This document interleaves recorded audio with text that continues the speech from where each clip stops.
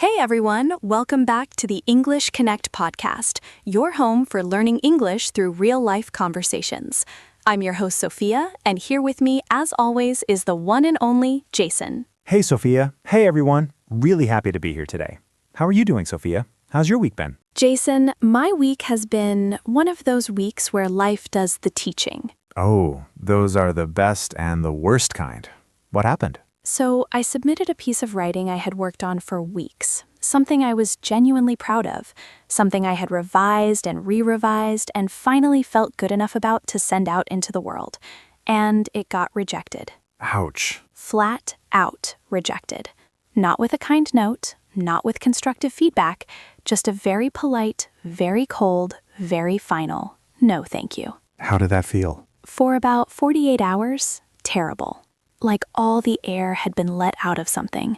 I kept going back and reading what I had written, trying to see what was wrong with it, wondering if I'd been fooling myself, asking myself the questions you really shouldn't ask yourself in the first 48 hours after a rejection. Am I actually any good at this? Exactly that question. The big one. The one that sits on your chest like a stone. I know that question well. A little too well, actually. Tell me. So, last year, I went for a promotion at work. I had prepared. I genuinely believed I was ready. My manager had given me positive signals.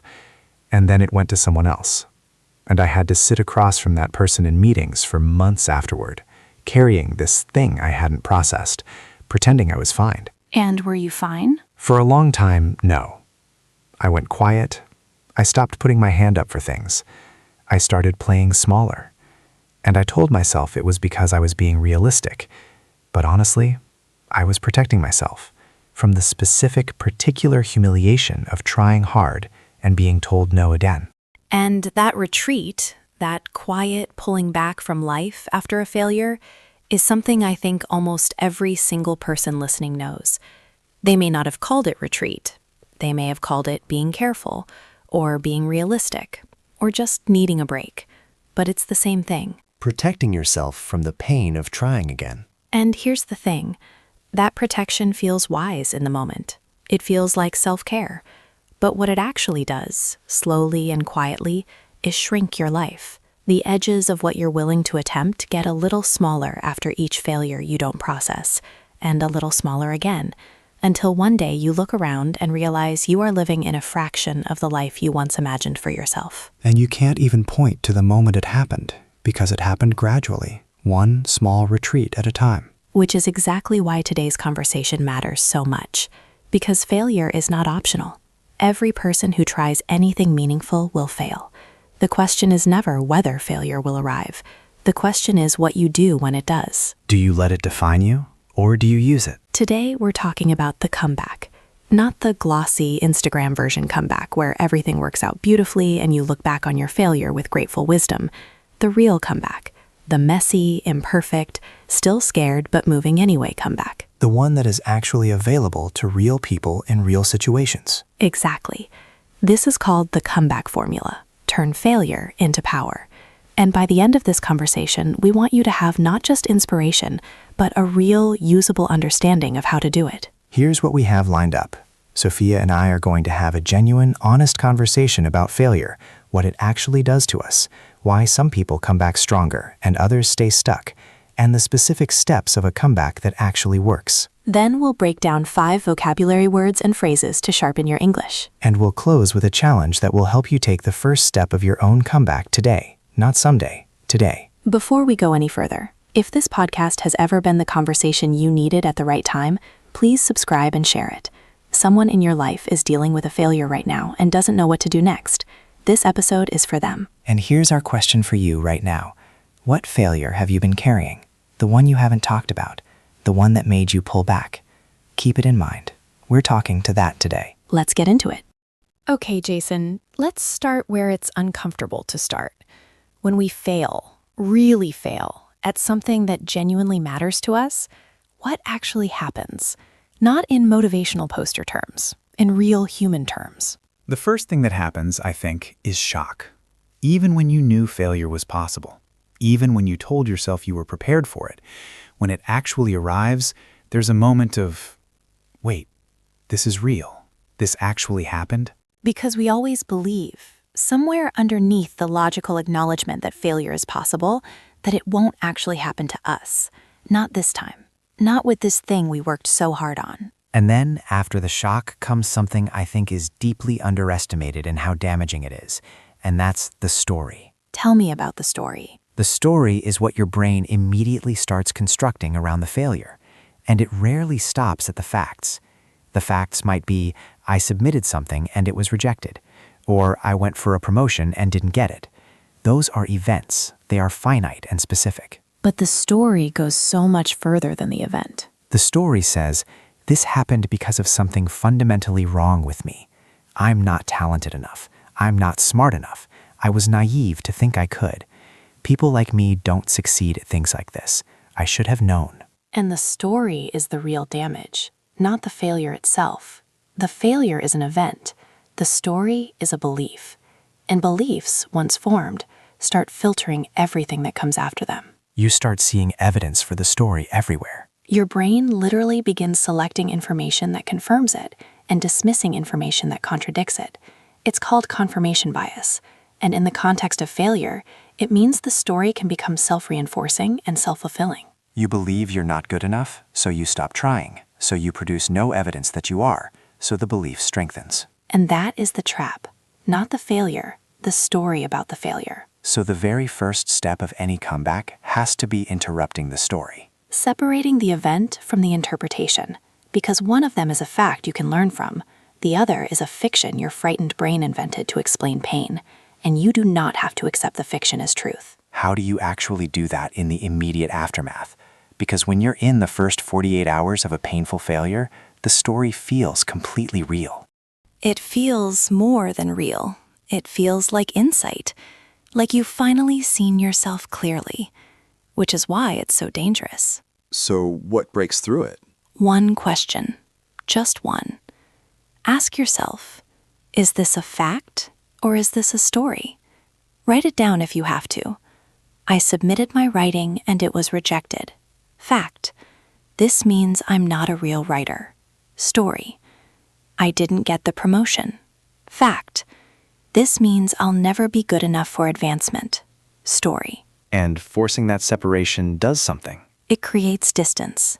Enough distance to start working with the fact rather than drowning in the story. Because the fact might contain information. The story contains only pain. What information was in your rejection, Sophia? When you separated the event from the story, what did the fact actually tell you? That this particular piece didn't fit this particular publication at this particular time. That's it. That's the entire fact. It told me nothing about my worth as a writer. It told me nothing about whether the work was good. It told me this was not the right match. And that is genuinely useful information that I can act on. So step 1 of the comeback formula is separate the event from the story. Name the fact. Release the fiction. And step 2, sit with the discomfort long enough to actually feel it. You're not saying avoid the pain. The opposite. Because one of the biggest mistakes people make after failure is trying to skip the feeling. They rush to the lesson. They perform resilience before they've actually processed the grief. An unprocessed failure doesn't disappear. It goes underground. Where it does what exactly? It does what we were talking about earlier. It quietly shrinks your willingness to try. It doesn't announce itself. It just makes you slightly less likely to raise your hand the next time. Slightly more comfortable with comfortable. Slightly quicker to convince yourself that something isn't worth the risk. Because the unprocessed pain is still there, doing its work in the background. Doing its work every day. So you have to actually feel the disappointment, the frustration, the embarrassment if that's there, the grief of the thing you wanted not working out the way you imagined. And that sounds simple, but it's one of the hardest things to do, especially for people who pride themselves on being strong. Because strength has been misdefined as not feeling. But real strength is feeling it fully and not letting it write your future.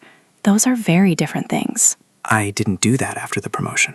I moved straight to performing fine. And for months after, I felt this low-level flatness, this reluctance I couldn't quite name. Because the grief was still there, waiting. And it was taking up space that should have been going toward coming back. Yes, Unprocessed emotion is expensive. It runs in the background, consuming resources you need for forward motion. So step 2 is feel it. Actually feel it. Give yourself a defined, honest period to grieve the failure without performing okay. Not indefinitely. You're not camping in the pain. You're passing through it. But you actually have to pass through it, not fly over it. What's step 3? Step 3 is the one that separates the people who come back stronger from the people who just come back. And it's this: extract the data, not just the lesson. What's the difference between data and a lesson? A lesson is something general. I learned that failure is part of success. I learned that I'm stronger than I thought. Those are real and valuable. But data is specific. What precisely went wrong? What specific skill gap existed? What did I not know that I needed to know? What would I do differently, not in theory, but in practice? So you're doing a real debrief, not a motivational reframe, an actual analysis. A forensic one, if necessary. Because your failure is full of information, expensive information that you paid for with your pain and your time.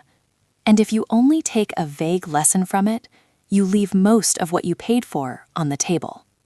Can you give an example of what that looks like? Sure. Let's take my rejection. The motivational lesson is keep going. Great writers get rejected. Rowling got rejected too. And that's true, and I appreciate it. But the data is, this publication's tone is more formal than my natural voice. I submitted without reading their recent issues first. I sent it cold without any prior relationship with the editors. 3 specific, actionable pieces of data that I can do something about next time. So the comeback is smarter, not just braver. That's exactly right. Bravery without data is how people repeat the same failure in a slightly different costume. You want to come back with new information embedded in the attempt. The comeback is an upgraded version of the original try. Precisely. Which is why people who fail and extract data come back at a higher level than people who never failed at all. The failure gave them something the effortless success never could. Real-world information, the kind you can only get by actually attempting something in the actual world. Not in your imagination, not in your planning, in reality, which is the only place anything real ever happens. Step 4. Because we've felt the pain, we've separated fact from story, we've extracted the data. What comes next? Step 4 is the one that everything before it has been preparing you for. And it is simply rebuild your confidence through action, not through reassurance. This is important because I think the instinct after failure is to seek reassurance, to go to the people who love you and have them tell you that you're good and the failure wasn't your fault and you'll definitely succeed next time. And the people who love you will say those things, and they will mean them. And in the moment, they will feel good. And then they will wear off, within hours sometimes, because reassurance that comes from outside you cannot live inside you. It has no roots. It has no roots. It lands on the surface and then evaporates. Whereas confidence that comes from action, from doing the thing even imperfectly, even slightly, even in a small way, that has roots, because it's evidence, real, lived, experienced evidence that you can do something. Not someone's opinion that you can. Proof that you did. And after a failure, that first small act of proof is the most important thing you can do. Not a big, dramatic return, not a triumphant announcement. Something small, something that tells your nervous system, we are still in motion, we are still capable, we have not stopped. What did that look like for you after the rejection? I wrote something the next day, not for anyone, not to submit, just for me. 3 paragraphs, deliberately messy, no pressure, just the act of writing to prove to myself that rejection hadn't taken writing from me, that I still had it, that it was still mine. And how did that feel? Like picking myself up off the floor, not from the outside, from the inside, self-generated. And that is a completely different kind of recovery. Self-generated confidence. That's the only kind that lasts. The only kind. And that's what step 4 is about. One action, small, real, chosen deliberately to begin rebuilding the evidence. Okay, we've talked about 4 steps, But I want to add one more thing that I think is the hidden ingredient in every comeback story, and it's something that is rarely talked about because it isn't glamorous. Tell me. Time. Real, unglamorous, unphotographable time. Not the Instagram comeback. Not at all, because we are surrounded by comeback narratives that are always told in retrospect. They're told from the peak, looking back at the valley, and they always sound like the comeback happened quickly and cleanly and purposefully. But the person in the middle of it, in the actual valley, not the storytelling, doesn't feel like they're in a comeback story. They feel like they're just in the hard part, with no guarantee of what comes next. And the people who make it through are not the ones who felt most certain it would work out. They're the ones who kept moving without that certainty. Who decided that the alternative, staying down, staying small, letting the failure be the final word, was simply not acceptable to them. Not because they had a guarantee. Not because they felt ready, or healed, or fully confident, but because something in them refused to let this be the end of the sentence. That refusal, that is where the power lives. Not in never failing, not in failing gracefully, or learning quickly, or coming back spectacularly. In refusing to let the failure be the last word. Because the only failure that is truly final is the one you stop trying after. Every other failure is just a chapter. A hard, expensive, genuinely painful chapter. But a chapter, not the ending. And when you write the next chapter, messy, imperfect, scared, data-equipped, and moving anyway, that is the comeback. That is the formula. And it is available to every single person listening right now, whatever they are carrying. I really needed this conversation, Sophia. I think we both did. All right, everyone, let's look at 5 words and phrases from today's conversation to help sharpen your English. First, confirmation bias. Meaning, confirmation bias is the tendency to search for, notice, and remember information that confirms what you already believe, while ignoring or dismissing information that contradicts it. After a failure, your brain can use confirmation bias to collect evidence that supports the painful story you've told yourself, making that story feel more and more true, even when it isn't. Example sentence. After failing one exam, his confirmation bias kicked in. He started interpreting every small mistake as proof he wasn't intelligent, while completely discounting the many things he got right. Number 2, resilience. Meaning, resilience is the ability to recover from difficulty, setback, or failure and continue moving forward. Importantly, resilience is not the absence of pain or the pretense of being fine. It is the capacity to feel the impact of something hard and still find your way back to forward motion. It is a practice, not a personality trait. Example sentence. Her resilience wasn't about pretending the setback hadn't hurt. It was about feeling it fully, and then, when she was ready, choosing to move again.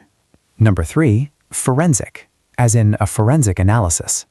Meaning, forensic means detailed, systematic, and evidence-based, like the kind of careful investigation you would apply to a crime scene. When we say do a forensic debrief of your failure, we mean go beyond vague lessons and examine the specific, precise details of what happened, what went wrong, and what can be improved. It's the opposite of glossing over the failure with general wisdom. Example sentence. Rather than just moving on after the failed product launch, she did a forensic review of every decision that led to it, the timeline, the assumptions, the feedback they had ignored, and that analysis became the foundation of their next, far more successful attempt. Number 4, self-generated. Self-generated means created from within yourself, rather than from an external source. Self-generated confidence comes from your own actions and evidence, things you have actually done, rather than from other people's reassurance or praise. Because it comes from you, it is durable. It doesn't depend on anyone else's opinion and cannot be taken away by a change in external circumstances. Example sentence. He stopped waiting for his boss to validate his work and started building self-generated confidence by setting small challenges and meeting them, and that inner certainty proved far more stable than any external approval ever had. And finally, number 5, retreat, as used in today's conversation. Meaning, in this context, retreat means to pull back, withdraw, or reduce your efforts after a painful experience in order to protect yourself from further hurt. While a temporary retreat can be healthy, recovery, a prolonged retreat after failure means you stop risking, stop trying, and gradually shrink the territory of your life without consciously choosing to. It is the quiet, invisible cost of unprocessed failure. Example sentence. After the business failed, he retreated for 2 years, not dramatically, but quietly, turning down opportunities that once would have excited him, until he finally recognized the pattern and chose to re-engage with his ambitions. Jason, how are you feeling after this conversation? Like something shifted. Like the promotion story I've been carrying for a year just got rewritten. Not erased, rewritten. From a verdict into a chapter. Exactly that. And I think that's what I want everyone listening to take with them today. So here is your challenge, and it is real and it is doable, and we want you to do it today. Tonight, write down the failure you've been carrying. The specific one. The one you came into this episode holding. Not in general, specifically. What happened? What story have you told yourself about what it means? Then write 2 columns. On the left, the facts. What actually happened, stripped of interpretation. On the right, the story. What your brain added to those facts. Look at the left column. That is what you are actually working with, not the right. And then write 1 small action you could take this week that would begin to rebuild evidence. Not the whole comeback. 1 action. Something small enough that fear cannot talk you out of it. And then come to the comments and tell us, what was the failure? What does your left column say? What is the 1 action? Because naming it out loud is part of the process. It takes the failure out of the dark where it has been growing and puts it somewhere it can be seen and worked with. We will be in those comments, reading, rooting for you. If this episode landed somewhere real today, please share it with one person who is sitting in the aftermath of something that didn't work out the way they hoped. They may not know yet that they are at the beginning of a comeback, but they are. Hit that like button, subscribe, and stay with us. We're here every week. And here's the thought we want you to carry. Failure is not the opposite of success. It is the price of admission. Every person you have ever admired who achieved something real has a collection of failures they don't always show you. The difference between them and the people who stayed stuck is not talent, not luck, not timing. It is this. They refused to let the failure be the last word. They wrote the next line. That is all a comeback is. The next line. And you can write it. Today. Right now. Begin. The failure was a chapter. Write the next one. This is Sophia. And Jason. Signing off from the English Connect podcast. Keep learning, keep growing. And whatever knocked you down, it is not done with you yet. Neither are you.